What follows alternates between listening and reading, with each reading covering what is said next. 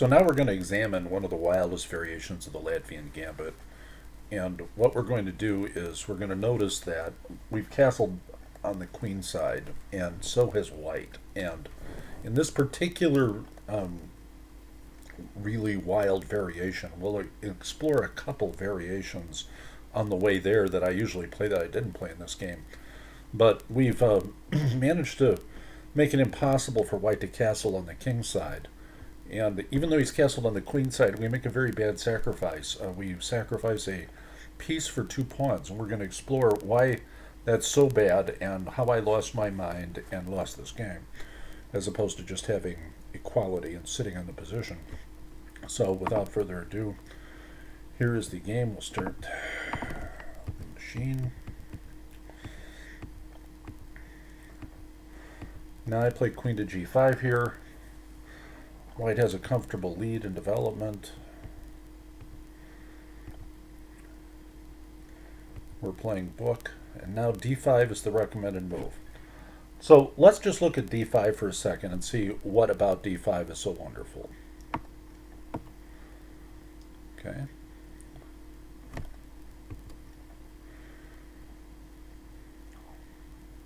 He moves back there, and now the computer's recommending queen to h2 as the right move. Queen takes h2, opens the h3 square for the bishop. This, once again, I didn't play this. I'm just playing my own moves, which are not as good. But as you can see, we're only half a pawn down, which is far from being lost. We're playing all the recommended computer moves at this point. He's going to castle queenside and get away with a lot of stuff here. So he castles long, and now it's really too dangerous to leave our queen down there. I looked at this for a long time during the game. Interestingly, the computer is tied between rook to g8 and queen to g6. I played queen to g6. Now here's the key point of the game. He pushes, which is the recommended computer move, and actually he's made a lot of computer moves here. It's very suspicious. Although I have 2, and I wasn't using one, so... the right move here is simply to back up and then back to b3, double attacking his d pawn, and we'll look at that. He inadvisedly chases my queen. There was no reason to do that. Now, we have an even game. Fundamentally, there's really nothing wrong with our position after bishop to b6. We're a pawn down in a sense. He's got an exposed king to some extent, more exposed than ours. He's got some pushes he can make. We both got 2 bishops. I've got a knight instead of a rook. However, I've got an extra pawn. So he's got a poor pawn structure compared to black. He's got a slight edge. So the right move is simply to retreat. And instead I lost my mind and sacrificed my knight, thinking that somehow I had some sort of attack here and follow-up, and in reality I just shot myself in the foot. This sacrifice lost the game immediately. Now let's look at this position and analyze why this is and what the mistake was mentally that I made. To begin with, the pin is non-sustainable on the knight. So after knight takes pawn, pawn takes, bishop takes, the queen can simply move to e3 and he'll be out of the pin. The hope of attacking along some sort of diagonal and dark squares over there is fleeting. He's got too much counterplay. He's able to move his knight to places like b5 and threaten all kinds of things. Afterwards, covering a3 squares and things is just a very poor tactical mistake. Now, we'll look at the line here and see what really happened in the game. So notice I'm down already 2 and lost. According to the computer, this is already lost. Although he tries to give back to me slightly.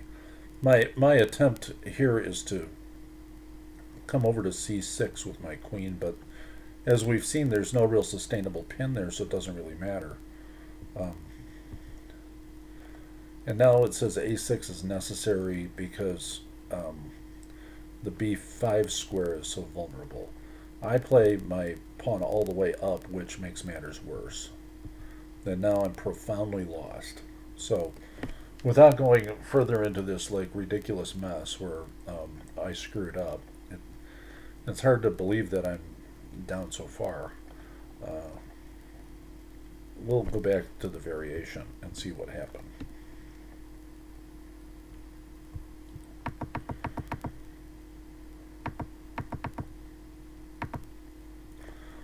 So if we just simply gone bishop to b6, he's going to make the following moves. That seems to make sense.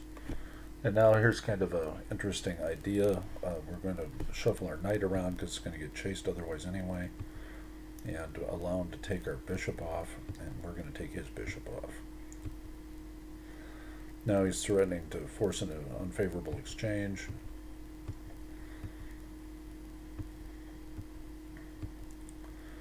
And in fact, we're fine.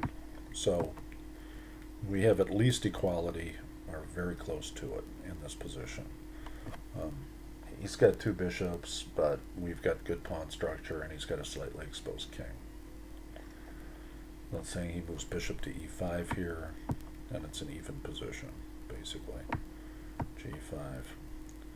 So the rule about sacrificing a piece for 2 pawns is, in my opinion, my humble, considered opinion after years of playing, what you want is a sustainable pin.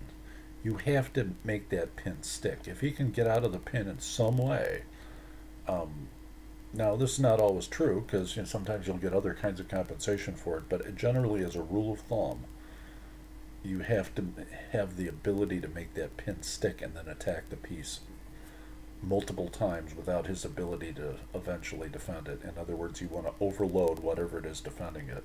In this case, it should have been just the queen and the king being able to defend a knight on c3, and it never was. And it was made worse by the fact that I was also castled on that side. So that's kind of the lesson for today is I made a boneheaded move and lost this game.